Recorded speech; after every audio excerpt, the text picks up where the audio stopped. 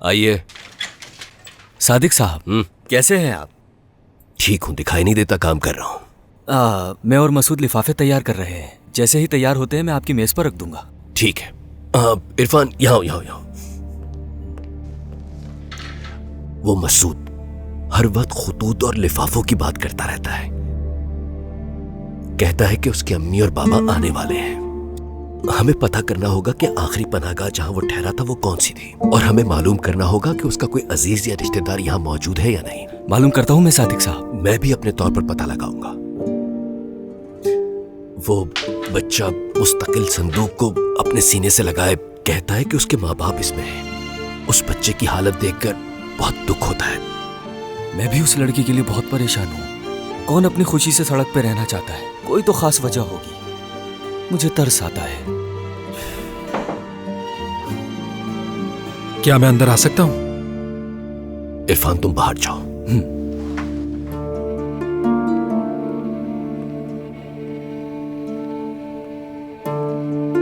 दरवाजा बंद करो दरवाजा। तुम यहां क्या कर रहे हो? क्या चाहते हो? भाई, पहले सलाम दुआ हाल चाल पूछा जाता है। फातेह, मैं तुमसे कोई सलाम दुआ नहीं करना चाहता। भाई, आपको मुझसे इतनी नफरत क्यों है? फातेह, मुझे गुस्सा मत दिलाओ और बोलो क्या काम है तुम्हें? भाई, मैं बहुत अफसुर्दा हूं। तो बात करने आया हूं मैं।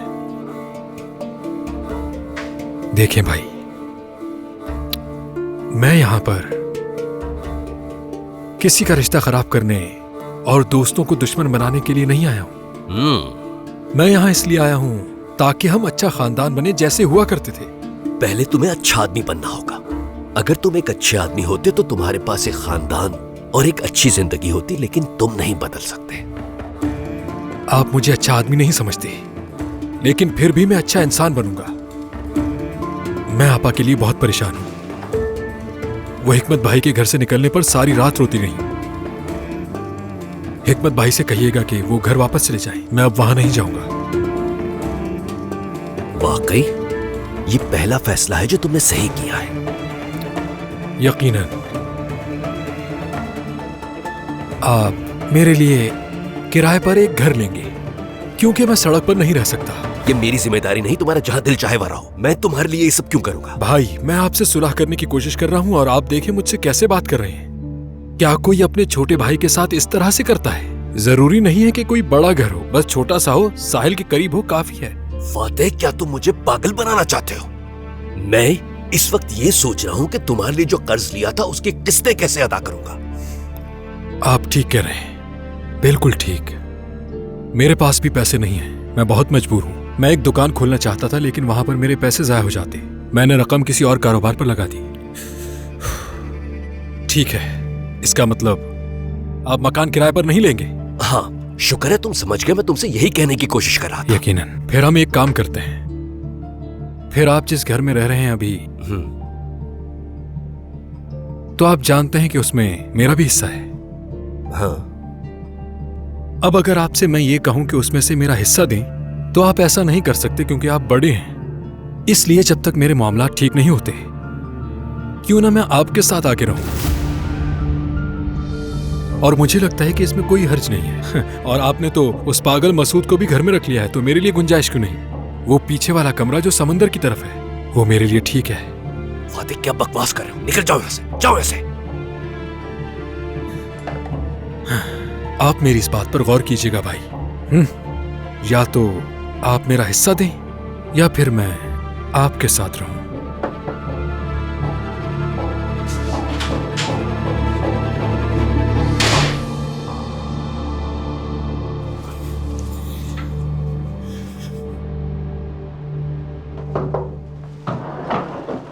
एक्सक्यूज मी, डिस्टर्ब करने के लिए माजरत। एक अनाउंसमेंट करनी है मुझे, कर लूं क्या? जी बिल्कुल कर लीजिए, वैसे भी हमारा पीरियड खत्म होने वाला है। डियर स्टूडेंट्स, आप जानते हैं कि हमने अपने स्टूडेंट्स के लिए एक तकरीब का एहतमाम किया है। उन स्टूडेंट्स के लिए जो यूनिवर्सिटी के पहले मरहले में कामयाब हो चुके हैं। वैसे तो तकरीब हफ्ते को होनी थी, लेकिन बारिश की पेशगोई की वजह से अब हम कल रख रहे हैं। इस लिस्ट में उन स्टूडेंट्स के नाम हैं जो इस तकरीब में शामिल हो सकते हैं, लेकिन कल जब वो आएंगे तो अपने साथ अपने वालिदैन की परमिशन लिखवा कर लाएंगे। और इसके अलावा मैं बताती चलूँ, जिन्होंने एग्जाम में टॉप किया है उनको कल मेडल भी दिया जाएगा। सर प्लीज आप इस पे सिग्नेचर ले लीजिएगा सबके। बाद में आप ये मुझे दे दीजिए। ठीक है नसरीन साहिबा, मैं पीरियड खत्म होने से पहले सिग्नेचर ले लूंगा। खुदा हाफिज, गुड लक। चलिए बच्चों, जो शिरकत करना चाहते हैं वो अपने नाम के साथ सिग्नेचर कर लें। एग्जाम पास करने वाले जाएंगे, तुम जाने के ख्वाब मत देखना। मैं ख्वाब नहीं देख रही, लेकिन तुम भी नहीं जा सकते। पोजीशन हासिल की है तो मेरा जाना बनता है।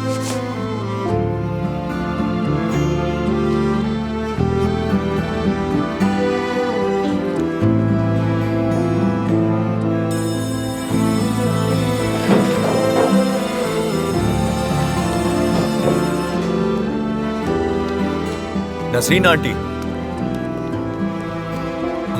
टीचर, मेरा मतलब मैम आपसे कुछ पूछना चाहता हूँ मैं। पूछो सरदार। क्या मुझसे कोई गलती हुई है? आपको मेरी कोई बात बुरी लगी है या जाने अनजाने में मुझसे कुछ हुआ है? नहीं, ऐसा क्यों कह रहे हो? ऐसा तो कुछ नहीं है। तुम एक अच्छे स्टूडेंट हो और मैं तारीफ करती हूँ तुम्हारी। देखें, अगर ऐसी बात है तो आप क्यों चाहती हैं कि मैं उरूज से दोस्ती खत्म कर दूं? आपने मेरे बाबा से भी बात की। सरदार बेटा, देखो मैं जानती हूँ तुम्हारा फ्यूचर बहुत ब्राइट है। तुम यहाँ से जल्द ही यूनिवर्सिटी चले जाओगे और बहुत अच्छे डॉक्टर बनोगे, इस बात का यकीन है मुझे। लेकिन उरूज यही रह जाएगी। वो एग्जाम पास नहीं कर सकी। वो पहले ही परेशान है, तुम जानते हो। और तुम्हारे जाने के बाद वो मजीद परेशान हो जाएगी, क्योंकि उसके बहुत करीबी दोस्त हो तुम सरदार। तो इसीलिए बेहतर यही होगा कि जितना फासला रखो उससे उतना ही बेहतर है। मेरा मकसद उरूज को परेशान करना नहीं है और उसे तकलीफ पहुंचाने का सोच भी नहीं सकता मैं। वो इस साल एग्जाम में पास नहीं हो सकी तो क्या हुआ, अगले साल हो जाएगी। वक्त हमें कब और कहाँ ले जाए कोई नहीं जानता बेटा, लेकिन जो वालिदैन होते हैं वो देख सकते हैं जो तुम लोग नहीं देख सकते हो। अगर मैंने ऐसा फैसला किया है तो इसके पीछे जरूर कोई वजह है सरदार, और उम्मीद है कि तुम मेरे फैसले का एहतराम करोगे।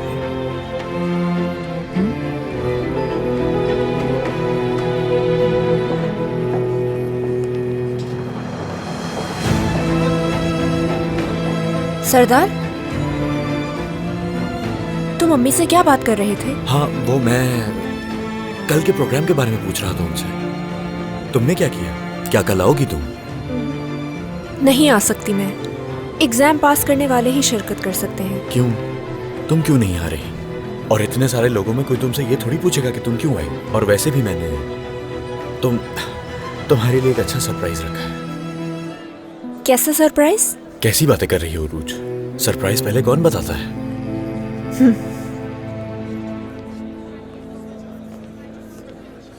क्या तुम दोनों अब भी नाराज हो? इसका गुस्सा कम नहीं हुआ अभी तक। यह बहुत हो गया है, मैं जाकर उससे बात करता हूँ। सरदार रुको। कैसे हो आकान?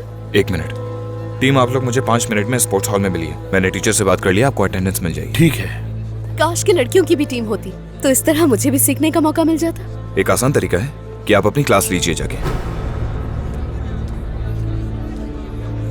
जानती थी मैं ऐसा ही होगा।